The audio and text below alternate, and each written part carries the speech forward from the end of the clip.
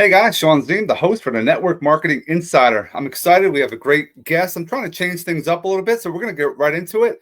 Let me bring on my next guest. What's up, Kirk? How you doing, man? Good, Sean. Excited to be here. Yeah, man. I always have calls beforehand with anyone I bring on, and I always either get the energy or I don't have the energy. And man, guys, you are in for a treat. The energy is here, the passion, the drive, the value that you might want to stick around the entire show because you're gonna be able to take some notes and actually implement. As always, I'm always asking my guests, who are you and why did you get into network marketing? Well, hey, thanks. First of all, thanks for having me on. It is a pleasure meeting you. I look forward to seeing where all of this goes. I mean, the real reason is I think what most people do. I got into network marketing because I was kind of at rock bottom. My back was against the wall. I needed to make some extra money. Uh, I was a career firefighter, and I couldn't go grab another part-time job because I was out of work. So I I was invited to a business overview at a restaurant, and I was your typical skeptic, sat in the front with my arms crossed, rolling my eyes, saying, "Here we go, one of these things." But by the end of it, my leg was bouncing up and down like a jackrabbit, and I was pretty excited about what I saw, and I said, "I'm going to go for it." Uh, I think this story will relate with a lot of people. I went home. I tried to explain it to my wife. Again, we were at rock bottom as far as I was out of work for the third time after a snowmobile accident, and we were living paycheck to paycheck, and it cost $450 to start in that company, and we didn't have it. And I said to myself, my wife said no, so I joked my first why was to make my money back before my wife got our credit card bill, and I did. I looked at the people who were making the money, and I said, you know what? These people have no advantage over me. I'm a broke firefighter who's sick and tired of being sick and tired, and I needed to make money. But as you know, being around the industry, things evolve over time, and certainly the money is there, and you have to work for it. It's called network marketing, so you have to work for it. But the thing I didn't see coming was all the friends and family, people that you get so close with. I mean, you end up spending more time with them than do some of your closest family. And that I never saw coming, but that is one of the things I'm most grateful for, to be honest with you. I love it, man. Guys, we're going to dive even deeper. We're going to get into what has happened in Kirk's life and the journey. We're all on a journey. We all just like I love that what you said as far as community. Yes, the people that you're going to put yourself around, they're actually building, they're actually working the business. You want to be around those people, the ones that say, "Oh, this is not going to work," or they've been in it for like a week, a month, 6 months. They're like, "This is not working." Because you're not doing anything. I have some friends that were in a community and they're like, and I'm introducing them to this new thing I'm doing, and they're like, but nobody's going into it that I know. I'm like, did you sign up yet? And they're like, no.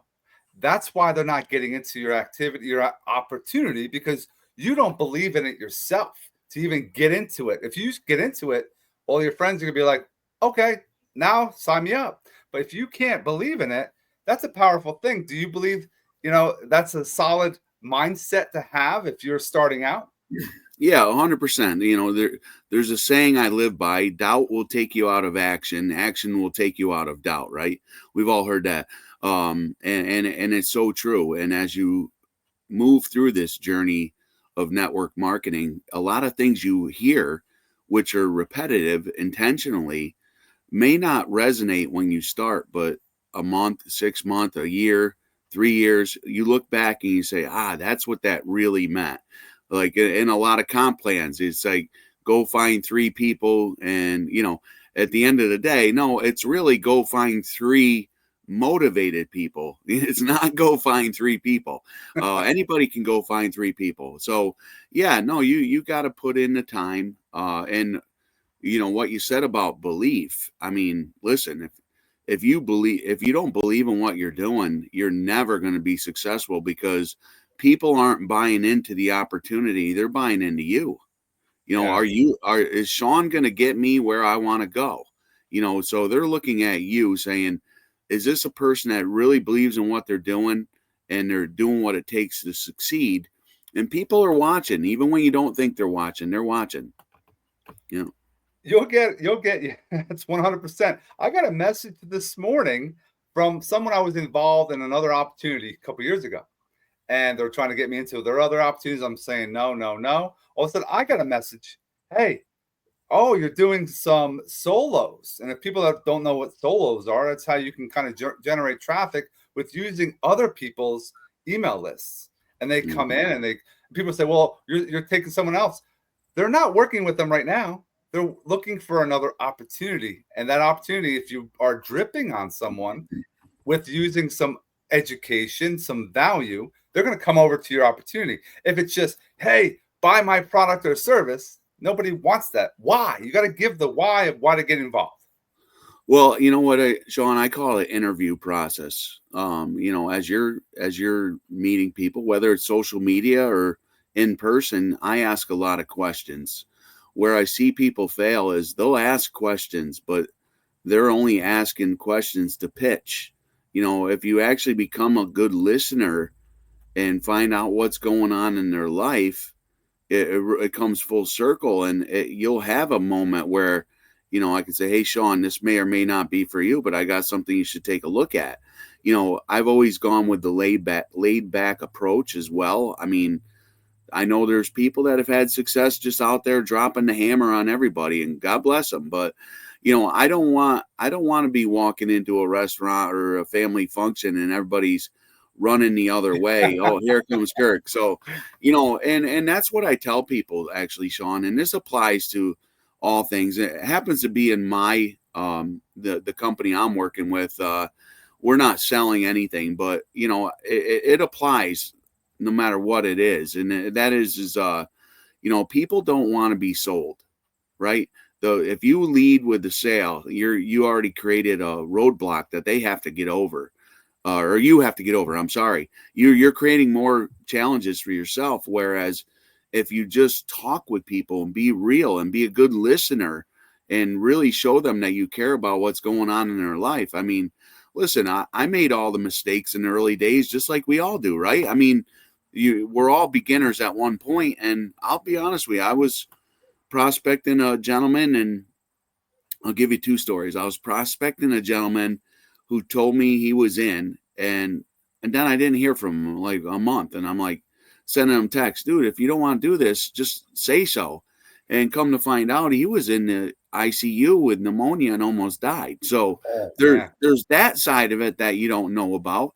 And then there's the other side of it where I come online and I start pitching you, Sean, take a look at this, and never looked at your feed or anything. And, you just buried a family member today, and I'm hitting you with an opportunity. So that's where the professionalism needs to come into this industry.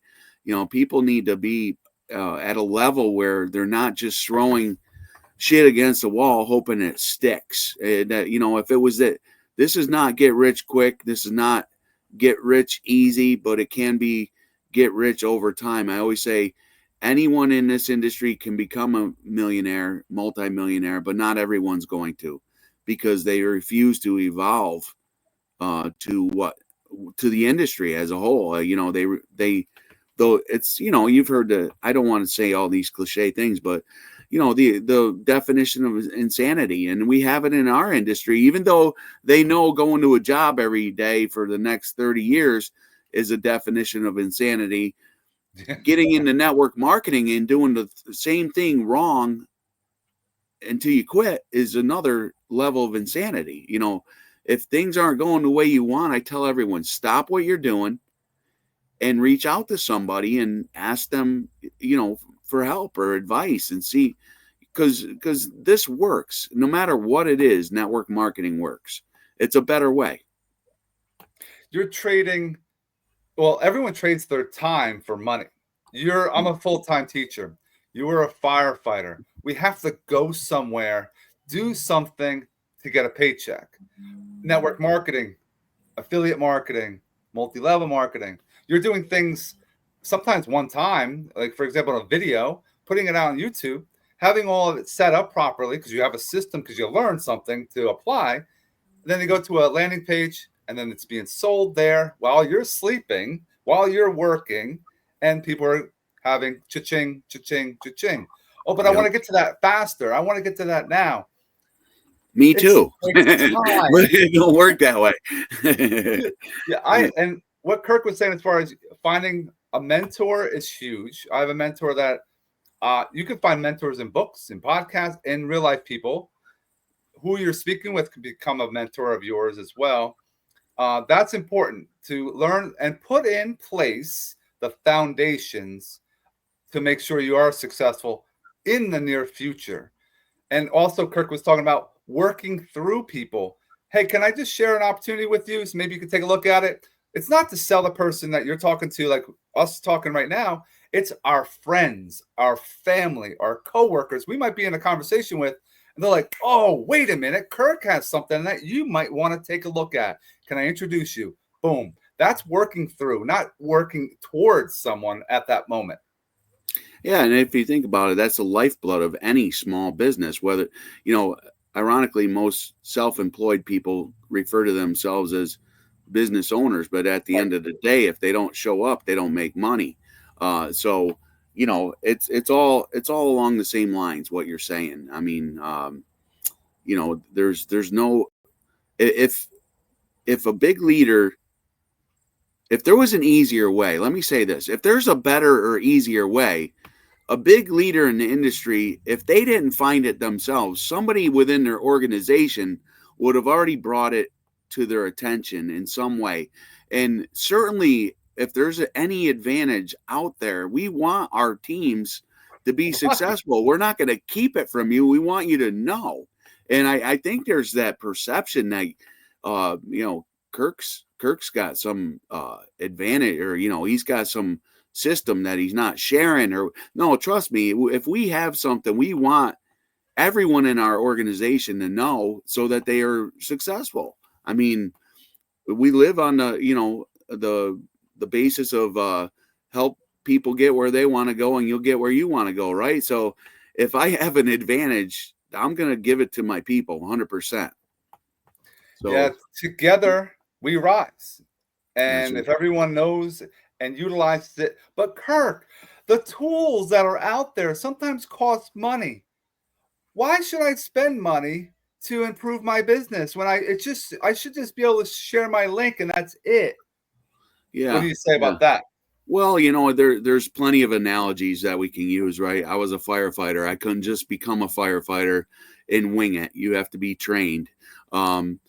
There's network marketing, financial services, there's network marketing, product companies, where you need to know what these products or the services you're offering are going to, how they're going to affect people. You're not just throwing out a link. Listen, there's plenty of stories of people who got lucky. And if Right. if go play the lottery, if you want to get lucky, play your scratch offs, this you have to put in the time. And when you believe in what back to where we started, when you believe in what you're doing so strongly, I jokingly say I'd go show this to the president and try to get the country out of debt. That's a high level of belief. And when you believe that way, you're unstoppable. Now, I've been in this industry now 16 years, and I've only been with 2 companies. I've had a great run. I dabbled in something in between, but it just wasn't my, really, as you said, I didn't believe in it. I had no heart in it.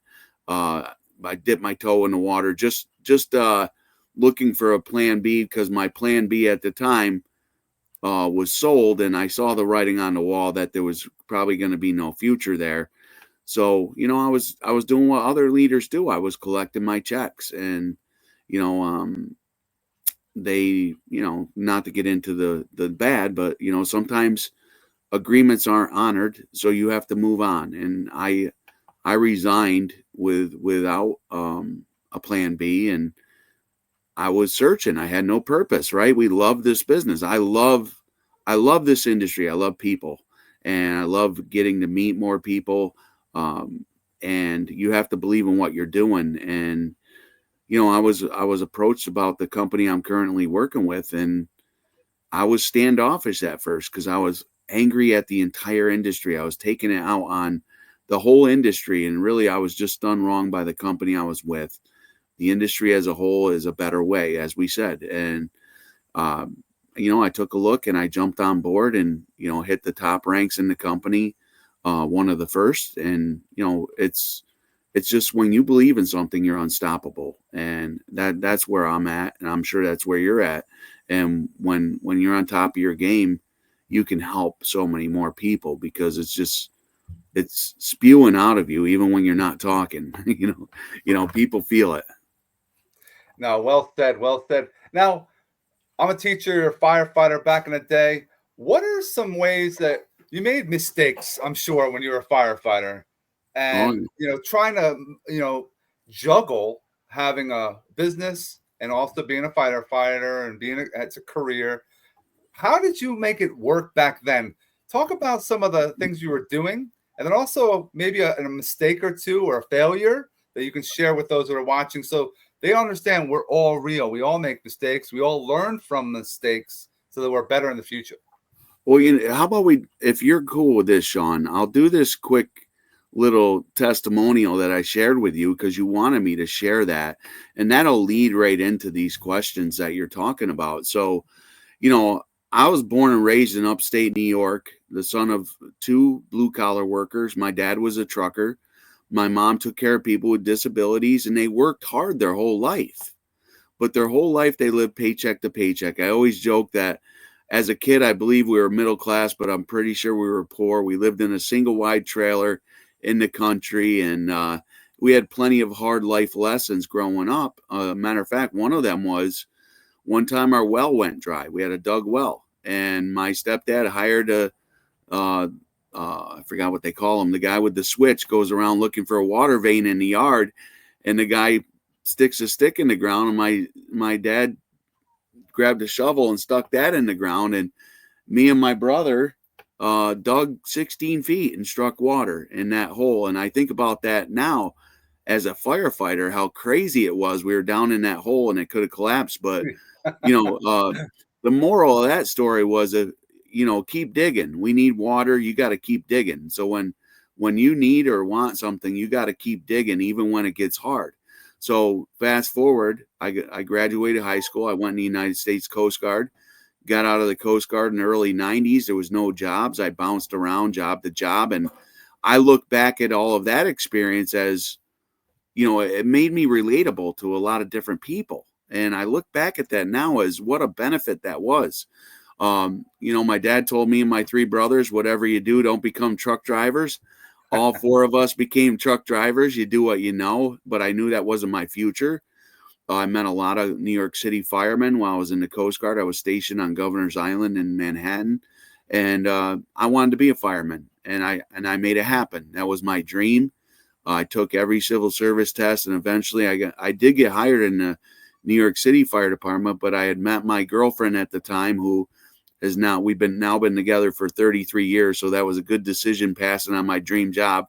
Yeah. And I ended up in fire service in my hometown, which when I took the job, I took a $20,000 per year pay cut. So as a fireman, I had to work side jobs, and I went back to trucking. And like many firemen, I eventually threw on a tool belt and called myself a contractor, and we got focused on roofing. Now, my wife and I are building our life, buying a house, buying rental property.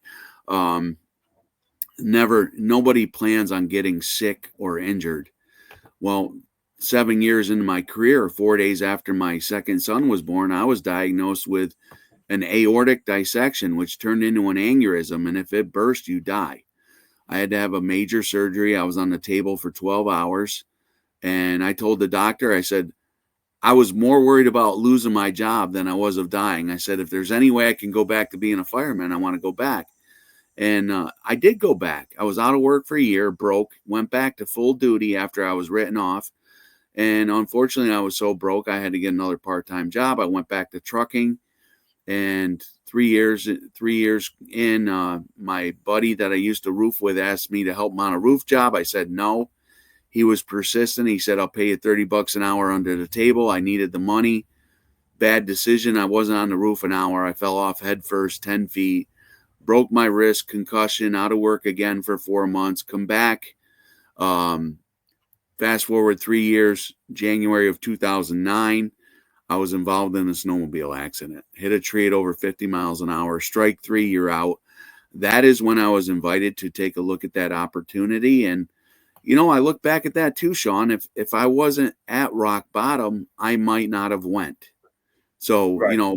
And the reason I share that with everybody on here is a no is never a no. It's a not right now. The timing's not right, or the opportunity's not right. It's not that some people aren't open, but it's just the timing was off. So I needed something in that moment. And, I'm a skeptic by nature. It looked too good to be true. They're saying you do this, this, and this, and you can make this. But then the money started to flow. And as the money flows by the work you're putting in, and you start earning that recurring residual income, that's where things get exciting. I'm not in this industry for the upfront money. I'll never turn it down, of course, but it's about that residual, that recurring income coming in every month for the work you did in your first year, your second year, your third year, and watching that compound as you help other people get where they want to go. I excelled in that company. That was my first run in network marketing. I became a top earner in the company. I hit the top rank in the company, retired my wife at 41. I was able to retire from the fire department, the youngest guy to ever retire in our fire department at 45 years old because of residual income, which was multiple times more than what my pension was after 20 years. So it does work. It's not perfect, but it's a better way, as we always say. So, yeah, I would say in the early days of your journey in network marketing, you want to follow the people who are having success, and they're very honored to give you all their advice. They're many leaders are starving to share the information that they have in their head, and I would say one of my biggest frustrations in this industry has been people who need you don't call you because they think you're too busy. And I say, no, I'm busy with people who need me. You just happen to be one of them that don't call because you think I'm too busy. It drives me crazy. But yeah, I mean, you gotta find somebody you connect with. It don't have to be your upline.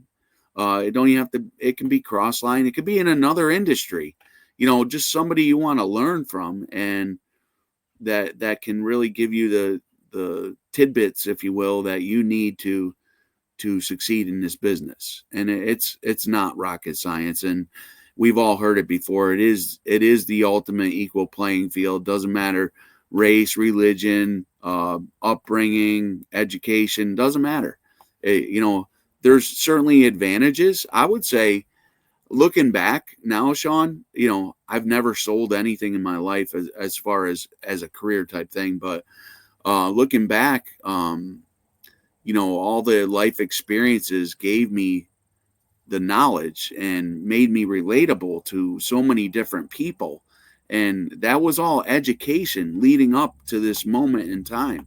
And I tell people, the journey you've been on has led you to this moment. It's just a matter if you recognize it and step into it and take all that. I was out of work. If you added up all the time I was out of work at the firehouse, it was 2 full years. And nobody ever knocked on my door and said, Kirk, do you need me to pay your bills? So I can't worry about people's opinions. They don't pay the bills. But if you know that you're in something that's special and you want to share it with everybody, do it without worry of what they think of you, because most people want to keep you where they're at. They don't want to see you get ahead. It's sad, but true. Guys, having your story and sharing your story is the way to have conversations, and you're communicating about your life and how you're helping others. If you don't have the story right now, that's fine. Maybe you don't have the experiences. Maybe you might want to use some of the things you learn in some of the podcasts that I have or anywhere else you get information, and weave that kind of information in your conversations so that you can have better people that you're working with. Like we talked about earlier with Kirk, you could bring in 3 people. That's great. But if they're not there next month, that recurring income is not going to be there. And I like to help teachers out there become more successful having a side hustle, because they don't understand. They like trading time for money. Oh, I could pick up another class. Oh, I could have a study hall. I could be a coach. I could do this. I could do that. It's all your time. So you're leaving your house in the morning. You're not coming home till late, and you're missing your kids. You're missing this. But I have the money. But you have a side hustle. Get into network marketing. You can trade your time because you're learning, then you implement, and then you have that residual recurring income that you don't have to worry about. And you can start paying off bills. You get a better situation, a better lifestyle. Yeah. And again, I'm not on here to promote my opportunity. Certainly if anybody wants to reach out at any time, please do. But, I'm in a service-based industry where I sign somebody up one time. I don't ever have to touch that person again. They just go back to doing what they always do. So it's true residual income. But, when I run into people that have the mindset that you're talking about, I talk about taxes, and something that it really doesn't, it's not what we do. I always say, listen, I'm not an accountant. I'm not giving you any tax advice, but I'm telling you, as a career firefighter, a W-2 employee, if I made 100,000, I took home about 60,000 or less after taxes. And just by hitting submit in this business of network marketing, a 1099, it opens up a whole nother realm of deductions that, all the bills you already pay, your internet, your cell phone, your mileage, the things that you pay for all the time are now itemized tax deductions. And I will tell you this, Sean, this is a pretty wild story. So in my fire department, we have our pension, which I didn't have to pay for, which I'm grateful, very grateful. That's not even the case anymore in that same fire department. But we also had a New York State deferred compensation plan, which is better than a 401k, but similar. Right. You're capped on how much you can put in. Like I forget what it is. I think it's like 12% of your income a year or whatever. The guy come in from the state to set up the new guys with their deferred comp. I said, what's the most you can put in? And at the time I was already maxed. I go, that's it. He looked at me. I was 44 years old. Maybe no, actually I was 42 years old. He looked at me. He goes, yeah. I mean, he goes, if you're getting ready to retire, you can max your deferred comp 100% for your final 3 years. He goes, that would be nice, wouldn't it? I said, that's what I want to do. He goes, yeah, right. And the guys at the table go, no, he's serious. And I matched 100%, the most I could put into my deferred comp. I got a very little paycheck from the firehouse, just my my unit, whatever they normally take out. But the point I'm making is that was all money that lowered my taxable income by putting it into that deferred comp, and I maxed it out because my network marketing business. I was able to do that. So that additional stream of income. And I'll add this too. People get into this industry to get out of debt, but they end up making money and they put themselves in deeper debt. They go buy the big fancy house, the fancy sports car, and look at me, look at all I have. And, I think it's a big mistake. Go do what you started, pay off your debt, and then focus on those luxury items that you might want. But remember, everything you buy to impress somebody just makes them hate you more. That's true. I mean, all things that Kirk is saying, man, especially the taxes. And yeah, we're not accountants, but we know, and I know this as well. I have an insurance business I've been doing for years, and that's why I got the taste of residual income. People have their policy they write the next year or 6 months from now. I get, and they sign up again. I get a commission. And that's why I was like, wow, this is crazy. And I like the network marketing, having the team aspect, the leveraging other individuals. And my son was I'm going to teach my son. He's only 2 right now. And he's your first level. He's in my first level. I have my daughters. They're going to start learning as well. Man, the value that's in here, and I want to make sure those that are watching, and if you stuck around the whole time, you got lots of things to implement. And if you don't, shame on you. If you do, come back and drop a comment. The least you can do is hit that subscribe button, hit the notification bell, drop a comment where you're watching from, and then share this with someone. And Kirk said it, earlier, as far as you want to introduce and have conversations. I want you to go to the description wherever you're watching this or listening to it. If you're on the audio and Apple, go and have a connection call. Learn about what Kirk's doing. All his information is there. Have a call, see if it works. If it works, if not, it's fine. Tell a friend about Kirk. That's all I ask. Let's continue making this connection with other individuals. I want to thank Kirk for being with us today. He's going to be on another one, I know, because we have so much more we can bring.